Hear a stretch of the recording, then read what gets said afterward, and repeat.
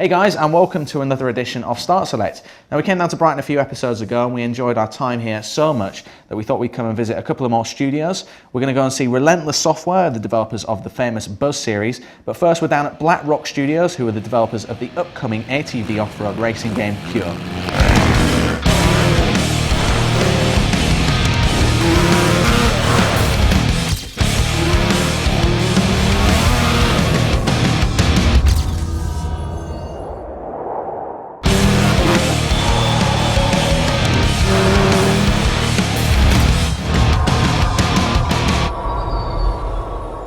So Jason, tell us a little bit about how you came up with the idea, the general concept, and what you wanted to do. What were your kind of key intentions for the game? Well, in Pure, we wanted to do a quad bike game that was arcade based and set inside of an exaggerated reality. And the reason why we stuck with quads is because they got four wheels, so they handle familiarly like a car, but they combine that ability with being able to jump hundreds of feet in the air and pull loads and loads of tricks. We'd done the ATV Fury series of games before, and we'd done lots of off-road racing games. But we'd realised that there'd never really been one that exploited that kind of the unique ability of quad bikes and really focused on it. So that's where the concept came from. And then one of the main things about the game was the vistas, vertigo and verticality, and this kind of vertigo rush that we've got, these massive, enormous jumps, getting lots of air and pulling loads of tricks. So when you do a jump at 10,000 feet up, it feels like you're on the edge of the earth, and it makes it much more epic, much more scary. And that's what we wanted to get across in all of the levels in Pure, but with lots of different variations and lots of ways of kind of scaring the player in that same kind of way. What we've seen so far, when you're doing these jumps and getting these sort of air, you can see out to the distance. That's kind of what you were saying about that, is getting that feel for being That's higher. it. That's what the vertigo rush is. And we've got tech that allows you to draw somewhere between 20 and 30 kilometers into the distance, but at the same time have very organic, natural looking wilderness environments. So yeah, it provides kind of an epic background for your actions, what you're doing in the game. And you've got this mix of trick system and also speed, and kind of the mixture between that, being able to boost or do tricks and stuff. That's kind of seems key to the game anyway? That's absolutely key. The core mechanic of the game is called the boost or bonus trick system, and it's called boost or bonus because you do tricks to get boost and you have to boost to win races. But at the same time, you've got to balance boost against the ability to do the more powerful tricks, because as you go up the boost bar, you gain the more powerful tricks. But if you go down the boost bar by crashing or by using boost, you lose those abilities. So it makes boost a lot more precious. From certain other games I've seen, like the trick system seems to be based around certain snowball games that I've played. Was that an influence for you at all in creating Pure? It was weird because we came at it from a roundabout kind of way, because we said, right, well, what's cool about quad bikes? Going really fast, jumping really high, pulling loads of tricks. And in order to bring those things all into one game mode, you have to bring tricks particularly into the core of the racing experience, because in the previous games, like in ATV Fury, you're racing, but then you do tricks, but you're getting score, but the score doesn't really do anything to the racing. So it's kind of a natural evolution. But yeah, I mean, it is essentially a lot of it's taken from SSX, but we've made it our own by building this compromise system on the top, the boost or bonus system, and it does make it feel very new and very different. And also, you've got an engine, so you can go up hills. So you don't have to do point-to-point tracks. You can do circuits, which are always better because you learn it on the first lap, then the second one, then the third, and it becomes familiar much more quickly. Cool. And the online mode, you mentioned the free ride aspect. Can you just tell us a bit about that? Well, we felt that although Pure is kind of a roller coaster ride of a video game, right? You're always going forwards, you're always going really fast, you're only on the ground long enough to be able to plan which jump you're going to take next, right?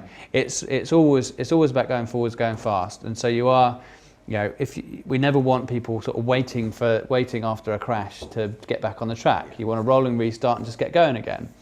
But we felt, right, okay, that's great, but it would be cool if we could also have at least one mode where you say, right, forget all that. You can do whatever you like. You can go backwards, you can go sideways as well as forwards if you like. So free ride is that. There's no time limit, there's no lap limit unless you want to impose one. And you just go out there with your mates, with up to 16 players, and the game records what the biggest jump was, what the fastest lap, what the highest total combo score, what the highest total score is, and what the highest combo score is. And that way, then you can kind of session areas of the track. So one thing I want to talk about is the tech in the game. It seems like it's kind of come out of nowhere. There's all these things that it looks great. There's, you know, the track seems to get deformed. What kind of, did you build all that in house, or did you have to? How did you manage to fit all that in? Well, we've been going as a studio for like 8 or 9 years. And I'd say that there are some pieces of technology that are, you know, that we've taken from 8 years ago. You know, some of the sort of very fundamental pieces. And so we've been building and building and building on this. We've got our own in-house tool called Tomcat, which allows you to see everything in real time. So it makes it possible to build things much more quickly and iterate on them more quickly, because what you see is what you get.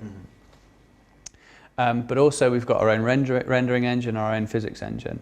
And the benefit of not buying one in is that you can add to it, add to it as much as you want. You've got access to it at a very low level, which means you can adapt it very, very, very quickly and easily to hardware, or more easily, more flexibly to hardware. The trend in the genre, at least at the moment, is towards open world racing and track-based stuff. What's your opinion on that? Do you think there's still a place for kind of traditional track-based stuff? I think that I'm a big fan of having single-purpose applications, right? I think that, and it's the same with cars, right? The best cars do a certain thing well, right? Like the Ferrari is amazingly good at impressing people, right? And then you have like, you know, the Caterhams and Westfields. They're really, really good at racing around tracks. And then you have the ones that focus on comfort and prestige, right? So I prefer that than an all-rounder. And although I loved GTA, for example, when it first came out, because it was so open, I played the GTA 3 and Vice City all the way through. I got about a third of the way through San Andreas and got bored. I really liked the story and the characters in the fourth one, but after a while it became the same game, right? And I kind of bored of it, because it doesn't do anything. It doesn't do anything other than the plot development of the character stuff, you know, and probably the in-game cutscenes. Well, so the actual gameplay stuff is all slightly compromised because it's in a bigger open environment, right? Also, I prefer. I mean, I do like it, and if you're new to it, particularly, right, GTA 4 must be bloody amazing, just as amazing as GTA 3 was when it first came out. I think I've got to say I don't think free roaming worked very well in Paradise, Burnout Paradise. I think my favourite ones were 2 and 3, because they are focused on what's important about the game. Right. You know, it's about going really fast and being really scared of crashing. You know, and as soon as you're not sure which route you've got to take, and you've got to make split-second decisions, and you know, because it's supposed to look like a street rather than a racetrack, you're not sure which of the apexes you're supposed to crest. Yeah, I don't think it actually worked very well. I didn't enjoy it as much. So I don't think it worked that well there. I think Need for Speed Underground 2 was pretty cool. That worked well, because that was really, you know, that was drive around, find the race, and then go wherever you needed to. But I think that was because it was a novelty, and I think it was novelty in, you know, I think there was a degree of novelty in Paradise as well. But I kind of prefer it when you know where you're going to go. Right. And it's a single purpose, so it should be, you know, Burnout should be about being scared of hitting traffic and going as fast as you possibly can, and the faster you go, the more scary it gets, right? But you know where you're going. The challenge shouldn't be trying to look down at the map every now and again to figure out which is your optimal route. I think you know, so I'm happy to do stuff like this, which is much more traditional, single purpose, focused, and much more like a roller coaster ride. You can't have a roller coaster ride if you can steer. You should be going too fast to figure out which route you need to go in. I mean, we've got multiple routes, but often you find them by accident if you fall off a cliff and there just happens to be a sort of plan B route down there. You know, I don't know. I think that single purpose is better than multi-purpose, especially in video games. I guess that's a good question for Pure. Are you hoping that turns into a series? Are you kind of done with the four-wheeled racing now? What's your kind of feeling for where you want to go next? I think there's a lot of mileage in it. Okay. The game has been done for a while. I know a lot of people seem to think maybe that once a game is done, maybe the developers go off to the Bahamas or something. Can you just kind of give us a bit of an insight as to what happens at that point? Well, it's usually quite a protracted process getting it finished, because what's finished in our mind is often you finish it and then you submit it to the format holders. Sometimes some stuff comes back, you need to fix it, and it will be only on some formats, only on some sort of SKUs, so it's finished, but then often it's like Terminator. It will just get back up again and need to be finished more. But then once it's all approved, yeah, pretty much everybody goes on holiday. We don't all go off to the Bahamas together. You don't all just pack your bags and go. That's it. Then. So yeah, I mean, it's a weird thing actually, because you live with something that, in this case, you love, and you've lived with it for 2 years. Or getting on for 2 years. I think it's 20 months altogether we were working on the game. And it suddenly disappears. You're not sure what to do with yourself, and you kind of get the blues for a while. When we were Climax Racing, we were bought by Disney in 2006. So we've been running as wholly owned by Disney for a couple of years now, getting on for a couple of years. As Climax, we were very much under pressure to try. So all of our focus was on making a profit and staying alive. All right. So. You try and make games as good as possible, but you always had to make compromises. And so it was very much business focused, very like, right, this has got to be done now, this has got to be done now, this has got to be done now. As soon as you finish one game, you're straight onto another one, right? Because otherwise it's downtime, and you can't afford that as an independent developer. Now, because we're wholly owned by Disney, it means you've got the time to reflect on stuff. You can, you're all of that focus, all of that planning is now put towards quality, rather than sheer profit and trying to save every little penny.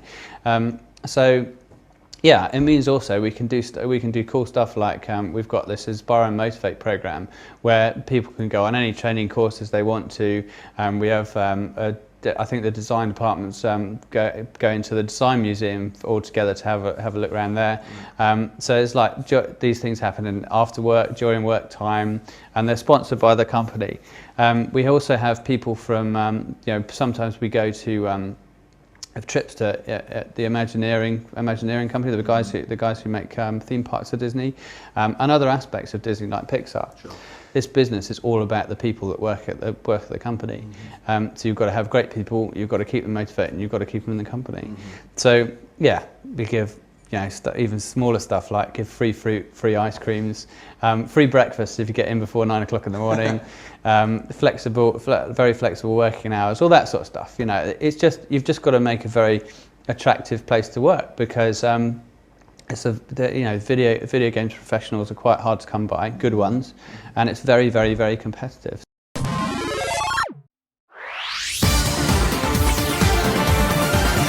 There is nothing more powerful than an idea whose time has come, and boy, my time has come! Behold, Buzz Quiz TV! You came to Relentless, was it about a year ago or something now? It was tail end of last year, yeah, Okay. after spending some time living in China. Tell us about your involvement on Buzz Quiz TV, which is presumably the first game that you kind of worked on. Yeah, that's right. So, like I say, I joined at the end of last year, and we were at the phase then of moving into beta and trying to wrap things up. And so I was there for mainly for the bug fixing phase of it and the polishing part of it. And now you're kind of involved with doing the post-release stuff for Buzz. That's right, yeah. So we had this fantastic opportunity to do a series of updates for Quiz TV. So the first couple of those are out now, including the Get Your Buzz Face On patch that we've been looking at. In the PS2 Buzz games, we had a very simple implementation of iToy support. So that's something we knew people liked, but we want to do a bit more with. And kind of the point of these updates is that it's the stuff we would have loved to have squeezed on the Blu-ray disc, but didn't have time to do. So the Get Your Buzz Face On feature lets you have photos taken of yourself as you play through the game, either with the iToy or the new PSI. And then those are saved in up to 20 galleries, and you can favourite them and copy them to your cross-media bar as well. As you can see here, we have a couple of galleries saved already, and you can dip into them. Really want to get a picture of my big goofy face. From us playing just earlier. And copy that to your system software. And so this really is effectively the first Buzz game where kind of people can go online and kind of submit to it and kind of contribute their own content and stuff. How's that gone now? The game's been released for a little while. There are plenty of people still contributing questions and... Yeah, we're getting like a crazy amount of quizzes getting added to mybuzzquiz.com, which is where all the quizzes are created. And especially because we released the trophy patch, and one of the trophies is to create our own quizzes. And we thought people might abuse it a bit, but actually people have been pretty honest, and they're like kind of sitting and scratching their heads and creating like loads and loads of quizzes for the site. So that's worked really well. And a lot of the questions that we get asked are kind of, where are you going to go if so many people are kind of submitting movie quizzes and quizzes so specific to their like favourite sports teams and stuff? What's left for you to kind of expand upon? What are you going to be doing next to kind of bring the Buzz game forward? Well, I think what's interesting for us is that, you know, with Buzz, we're building now a framework for people to play in. So we're giving them the rounds and the modes and the characters, and then more and more, you know, people are creating that content to fill it up with, which is great. I mean, we're never going to write, you know, the best quiz about Crewe Alexandra Football Club, right? So that's not coming. That's I mean, I've let it slip actually. The Crewe Alex patch is on the way. Coming. Yeah. So you know, it's nice for us to be able to give people something fun to put their own stuff in, and I think that's pretty in keeping with a lot of the thinking for PS3 at the moment, and certainly Little Big Planet is very much that way. It's like a set of tools for people to make stuff with. Well, something that's just about to get announced is that I can talk about now is that for Christmas there's a special edition version of Quiz TV coming out, and in that pack it's going to come in a kind of a, I think anyway, I mean, this is still to be confirmed, but they've been looking at kind of a Trivial Pursuit style box, and in it you get obviously the 4 buzzers in the game, but on the game there's the first 2 patches included, and I believe a couple of the download quiz packs extra as well. So it's like kind of a nice special edition pack for Christmas, basically. And personally, you've worked in journalism, you've been in China and stuff. How do you find working in Brighton, which seems to be quite a busy development community down here, anyway? I think it's great. I mean, this is like if you're going to live anywhere in the UK, you've probably got some of the most hours of sunshine every year. Although we get some great storms coming off the sea. But it's, I mean, Relentless has a lovely kind of positive attitude to it that filters all the way through the studio. And I think in the past, I've definitely worked at places where it's had a bit of that kind of British attitude of kind of, hey, we can't quite do it, you know, and Relentless is definitely a can-do kind of place, and that's brilliant. And I think that is reflected in the culture of studios in Brighton. You know, you've got Black Rock that have been very successful. You know, it's a great place to be making games. It's got a nice feel to it. There's lots of families, lots of students, you've got the beach, loads of good bars. It's a nice place to be. Good stuff. All right, well, Casper, we look forward to seeing what you're doing next with the Buzz games, and thanks a lot for showing us around Relentless. So David, tell us about setting up your own studio as you did here, and kind of the process and how you decided to do that. Well, there was no, if I'm honest, there was no real master plan. I'd worked at EA for a long time and decided that I wanted to be the other side of a fence, jump from publisher to developer. So I set up a studio for a company called Computer Artworks down here in Brighton. And we were halfway through a game for Sony, one of the products, and the company went out of business, which is a nasty time for those involved. But we kind of found our feet quickly and took the cream of the people in that studio and said to Sony, well, why don't we finish this game on our own? So it felt like a pretty bad thing at the time because we were all out of work and we were wondering what we were going to do. But we kind of found our feet pretty quickly, set up a Relentless, kind of quickly picked a name, quickly set up a bank account so that we could get a check from Sony and carry on working. And that first product was a game called DJ Decks and Effects. That went well, and then it kind of went into a bit of SingStar, a bit of iToy, and then on to Buzz, which has been something of a unstoppable roller coaster. So that original game, it wasn't Buzz, it was something else, and the idea for Buzz came later. Yeah, we finished the DJ game maybe 6 months after we set up Relentless, and then we really liked the social games. It was a time when Sony were having some success with SingStar and iToy, and I think as a group of people we quite liked those games just to play with our friends and family, and also they're an area where we thought we could do a good job. And then Sony said to us actually one day, hey, we're thinking about maybe doing some kind of quiz product, some kind of quiz game, and asked us what we might do with it. So we we had to think about it, and rather than, I think developers in the past maybe done some kind of quick and dirty jobs of quiz games, but we said, well, let's take it seriously. What will we do? What would be the best possible quiz games? Well, big problem with quiz games is that you kind of rely on a multi-tap if you're going to play them. So nobody really has multi-taps, or not enough people. So what if there was 4 inputs somehow? What if they were like quiz show buzzers? And we kind of just dreamt up what would be an ideal scenario and put it to Sony. And surprisingly, really, they said yes. And you know, it wasn't a big team. I think we probably finished Buzz with about 18 people, the first one.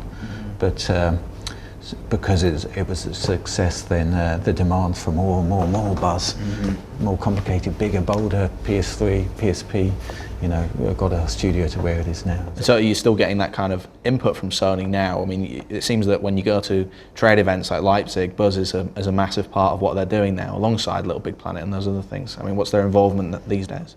Well, I mean, obviously they're massively behind it, always have been. And as you say, they had a big show at Leipzig. It was always nice to see them putting on a big show for Buzz. I mean, in terms of design, I think that we've always been, certainly we take a lot of input from Sony, but I think to some degree they let us get on with it. They tell us what they want to do. Maybe this one's about sports, this one's about, and we always talk about the big features that we're planning on doing, but a lot of the details they let us get on with now, because we've done, you know, maybe this is our 9th Buzz, so we have some idea of how to make a good Buzz game now. And you've got, I believe, quite controversially in the video game industry, quite strict rules about work time and that sort of thing, and the way that it's laid out for employees within Relentless Software. Can you just tell us a bit about that?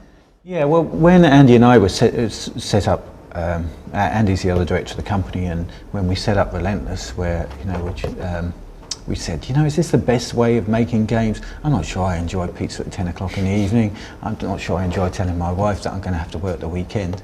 And, you know, making games is fun, so I'm not saying that, and sometimes there's a real camaraderie in, you know, doing a crunch and doing the impossible. But I don't know, I'm getting worn out by doing that. So we said, and besides, you know, we were doing that at our previous company, and here we are all without work, so that didn't really work too well. So we said, well, what would we do if we, you know, I wonder if we kind of really focused on work in the daytime rather than half working and half youth club, you know, what we did at the weekend and playing games and all this stuff, but really focused on work, whether or not you could start at 9 and finish at 5 and then do whatever you want after 5. So yeah, we tried this idea that, you know, you're in at 5, in at 9, out at 5, just concentrate on work, you know, don't spend a lot of time messing around on the internet, but still, you know, have breaks from work. We just, as it turned out, applied what is a relatively normal working practices. I mean, if you go elsewhere in other offices around Brighton, then they're probably working similarly to how we do. The exception is video games. So anyway, we tried these a different way of working, kind of half expecting that we'd have to undo it all and say, all right, we just do it the old way. But it's worked out really well. And you know, people kind of keep their head down. It's fun making video games, so I think you're not saying, you know, put your head down and do something really unpleasant. It's great fun making games. And I tell you what really works well is retention, staff retention. So a lot of people say, you know, all right, this is the last time I do this crunch. I'm gonna leave this company and move to another one where they promised me there's no crunch.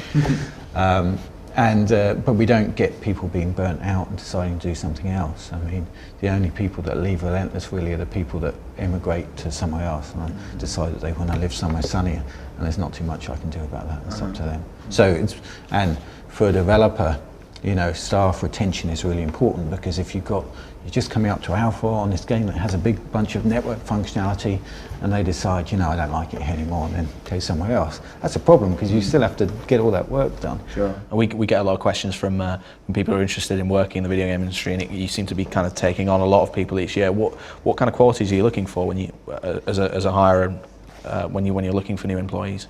Well, the risk of pointing out the obvious ability. You know, I think somebody that shows that that it wouldn't be a big leap of faith to take this person and have him start modelling or have them start doing coding. If you have to take a big leap of faith, well, he seems like a nice guy, he might be able to put a few lines of code together.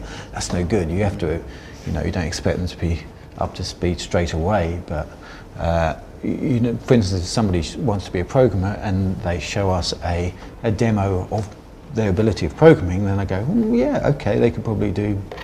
It's not a big leap of faith to imagine they might be able to do some useful code. So yeah, something that shows ability in whatever area they're interested in getting into, and I think also something that shows that they can finish something. It's really easy to start something and it not quite work. People always underestimate that end phase where, you know, you're trying to finish it off and making it perfect. If somebody says, here's what I've done, be it a document, be it a demo, be it a piece of art, and it's completely finished, then it says something to me about their ability to finish things. That's all from us in Brighton. We'll see you next time on Start Select.